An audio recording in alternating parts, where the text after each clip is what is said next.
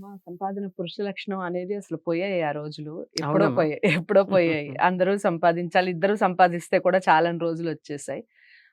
ఇక్కడ ప్రశ్న చాలని రోజులు కాదమ్మా, సరిపెట్టుకోని రోజులు. సరిపెట్టుకోని రోజులొచ్చాయి. హ్మ్. ఓకే. ఆ సరిపెట్టుకోని రోజుల్లో కూడా భర్త సంపాదన పెరగాలి అంటే అసలు భార్య చేయవలసిన పూజలు కానీ, ఏదైనా పద్ధతులు కానీ, తనలో మార్చుకోవాల్సిన పద్ధతులు కానీ ఏమన్నా ఉన్నాయా? ఉంటే ఏమిటి అమ్మా, చెప్పండి?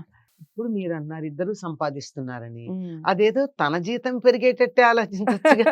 భర్త జీతం భర్త పెరగాలని జీ ఎందుకొచ్చిన గోల? అంటే ఈవిడ రెస్ట్ తీసుకోవచ్చు కదా! అని ఇంకా. అంటే ఆహా! అతని జీతం పెరిగితే ఈవిడ ఆ! ఇంట్లో ఉద్యోగం మానేయొచ్చు కదా అనా? మానేయొచ్చు కదా! హ్యాపీగా ఇంట్లో ఉండొచ్చు బానే కదా! ఉంది. ఉద్యోగం చెయ్యకపోతే అమ్మా హ్మ్. చాలా ఆదా అవుతుంది. ఏంటమ్మా మరొకసారి చెప్పండి. ఉద్యోగం చేయకపోతే ఆదా అవుతుందా? అది అవునమ్మా. ఎలా? కనీసం ఇంటి నుంచి ఉద్యోగానికెళ్ళేటందుకు ఆహ్, ట్రాన్స్‌పోర్టేషన్ ఉందా? ట్రాన్స్‌పోర్ట్ ఉండాలి. ట్రాన్స్‌పోర్టేషన్ ఆదా అవుతుంది. హ్మ్. ఆ! ఇంట్లో ఉంటే మా ఎక్స్‌ట్రా పెట్టుకునే పని వాళ్ళ పనులు తగ్గుతాయి. అవును.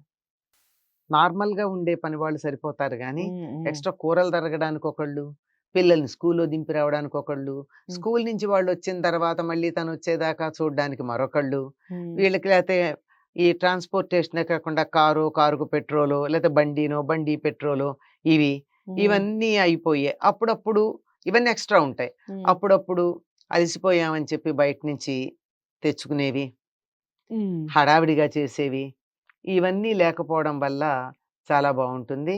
తన ఆరోగ్యం బావుంటుంది. పిల్లల ఆరోగ్యం బావుంటుంది. దానివల్ల వైద్యం ఖర్చులు తగ్గుతాయి. బా చెప్పారు. అంతేకాక హ్మ్. అంతేకాదు, ఇంట్లో వాళ్ళ ఆరోగ్యము, మనస్సే అంతేనే బోనస్ కూడా దొరుకుతుంది. హ్మ్.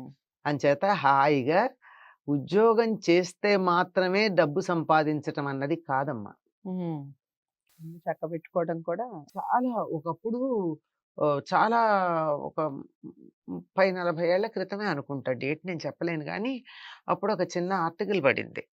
లండన్‌లో ఒక కేసేదో వైఫ్ అండ్ హస్బాండ్ మధ్య తగాదా కేసొస్తే, ఆ అమ్మాయి ఏం చేయటం లేదు గనక ఇన్సల్ట్ చేయటం ఏదో చేశాడు. హ్మ్. చేస్తే అట్లా గాదు, నేను చేసేది గూడా సంపాదన ఉంది. కాంపెన్సేట్ చేయాలి నాకని అడిగింది. హ్మ్. హ్మ్. అంటే సరే జడ్జి పాపం లెక్క చూద్దామని కూర్చున్నాడు. హ్మ్. కూర్చుంటే అతని జీతానికన్నా ఎక్కువయింది ఆవిడ చేసే సర్వీసెస్ యొక్క ఓకే. హ్మ్. పేమెంట్స్. హ్మ్. హ్మ్. అంటే ఇల్లు మెయింటైన్ చేస్తుంది ఇన్ని పౌండ్లు, హ్మ్. వంట చేస్తుంది ఇన్ని పౌండ్లు, హ్మ్. మరి లాండ్రీ చేస్తుంది ఇన్ని పౌండ్లు, రైట్. కుకింగ్ చేస్తుంది ఇన్ని పౌండ్లు, హ్మ్. లుక్స్ ఆఫ్టర్ ద చిల్డ్రన్ ఇన్ని పౌండ్లు, ఇవన్నీ లెక్క కడితే ఇవి అతడి జీతాన్ని మించిపోయినాయి. ఇక మళ్ళీ ఎప్పుడూ అమ్మాయితో అతను తగాదా పడలేదట. This is actually happened. Okay. కట్టుకథ కాదు. హ్మ్. హ్మ్. లండన్ కోర్ట్‌లో ఇద్దరు బ్రిటిషర్సే హ్మ్. వాళ్ళ మధ్య వచ్చినటువంటి ఒక కేస్‌లో ఇచ్చినటువంటి నిర్ణయం. హ్మ్. కనుక సంపాదన అన్నది క్యాష్ రూపంలో ఇట్లా ఉండడమే కాదండి. It's in kind also. Right. In act also. హ్మ్. కనుక హ్మ్. అలా ఉండడం, పొదుపు చేసినంత పొదుపు చేయడం చాలా గొప్ప సంపాదన. వృధా చేయకపోవడం. ఈ హ్మ్. రోజుల్లో మనం ఏం చేస్తున్నామమ్మా? మన చెత్తబుట్టలో ఉండే ఆహారం ఎక్కువుంటుంది మనం తినేదానికన్నా. చాలా హ్మ్. మంది ఇళ్లల్లో. హ్మ్. హ్మ్. ముఖ్యంగా పిల్లలు.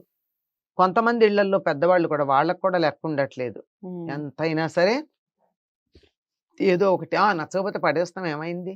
హ్మ్. కక్కుర్తి పడాలా? సంపాదిస్తున్నాం ఏముంది? మనం ఎందుకు రేపటికి ఎందుకు ఉంచుకోవాలి? హ్మ్. బావుంటే తింటాం. లేతే పారేస్తాం. అవును. ఇలా ఇక్కడి నుంచి మొదలుపెట్టి పర్సెంటేజీ 50%, 60% అని చెప్పినటువంటి డిస్కౌంట్‌లను చూసుకునే చీరలు, హ్మ్. అక్కర్లేకుండా అగ్రెసివ్ మార్కెటింగ్ వల్ల మీరిది కొంటే బాగుంటుందని ఫోన్‌లు చేసి మరి అంటూ ఉంటే కొనే వస్తువులు, హ్మ్. ఈ వస్తువులు ఏం చేయాలో తెలియక వీటిని ఎట్లా డిస్పోజ్ ఆఫ్ చేయాలో తెలియక ఇల్లు ఇరుకైపోయి కంగారు పడుతున్నవి. హ్మ్. ఇవన్నీ మానేస్తే ఆదా కాదా? హ్మ్. ఒకసారి ఆలోచించి ఒక్క నెల తను ఉద్యోగానికి వెళ్ళినందువల్ల హ్మ్. ఏ ఏ సందర్భంలో ఎక్కడ ఖర్చు పెడుతుందో, ఆ ఖర్చంతా తీసి, ఆ డబ్బంతా తీసి ఒక డబ్బాలో వేయడం మొదలుపెడితే, తను సంపాదించింది అంటే చిన్న జీతాలైతేనమ్మా. హ్మ్. హ్మ్. ఎక్కడో లక్షల్లో ఉండేవాళ్ళు, సీఈఓ పొజిషన్స్‌లో ఉండేవాళ్ళు, వాళ్ళ గురించి కాదు నేను హ్మ్. జనరల్‌గా. హ్మ్. హ్మ్. కొన్ని స్కూళ్ళల్లో పనిచేసే వాళ్ళకి ఆటో ఖర్చులు కూడా ఉండవు వాళ్ళ జీతాలు. అవును. ప్రైవేట్ స్కూళ్ళల్లో. హ్మ్. హ్మ్. కదా! అవును. అందుకని పాపం వాళ్ళు నడిచెళ్ళి, బస్సుల్లో వెళ్ళి నానా తిప్పలు పడతారు. హ్మ్. అట్లాంటి వాళ్ళ దృష్టితో ఆలోచించి చూసినట్టయితే ఇట్లా ఉంటుంది. హ్మ్. కనుక పొదుపు గొప్ప సంపాదనమ్మ. హ్మ్. పొదుపరితనం. మళ్ళీ తేడా ఉంది. పొదుపరితనానికి పీనేస్తనానికి. పీనాస్తాను. అవును. చాలా మంది పీనాస్తనాన్ని పొదుపనుకుంటారు. కాదు.